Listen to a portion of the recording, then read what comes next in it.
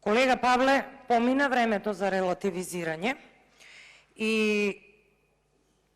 јас би ве замолила да не ја потценувате повеќе интелигенцијата на македонскиот народ. 30 години сте во високата политика, сте преговарали за имено, сте се обидувале, како што велите сега по медиуми, дека сте барале начини тоа да се направи на подобар начин, но ова се историски моменти. И убаво, многу јасно ве прашуваме, јасно е дека вашите заклучоци не може да поминат. Македонија е заморче, прв пример, каде се прават две конференции и втората конференција е условена, за да се одржи втората конференција, е условена со менување на устав. Ја не знам што тука не е јасно.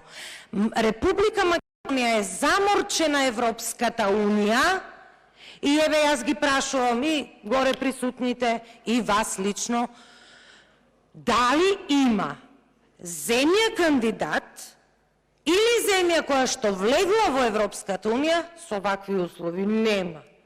Ниту има, ниту ќе има. Јасно одговорете.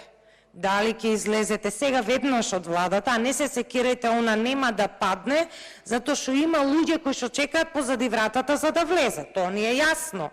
Но во историски моменти, кога македонскиот народ се работи за македонскиот народ, вакви памфлети како што вие покажувате и мафтате сега во моментот, да, сакаме да ги има, но ги нема и ќе ги нема.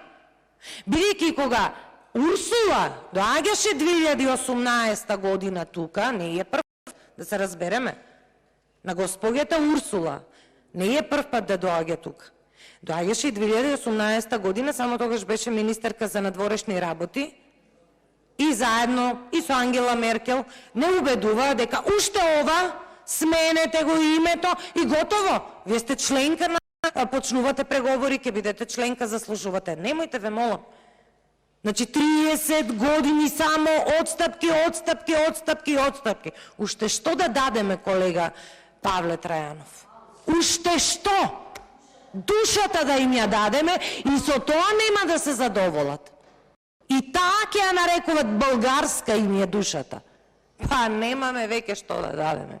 Колега Павле Трајанов, јасно и гласно кажете, ги поддржувате овие заклучоци, значи за заклучоци ве овие зборувам или не, или излезете од владата. А таа нема да падне, знаеме сите.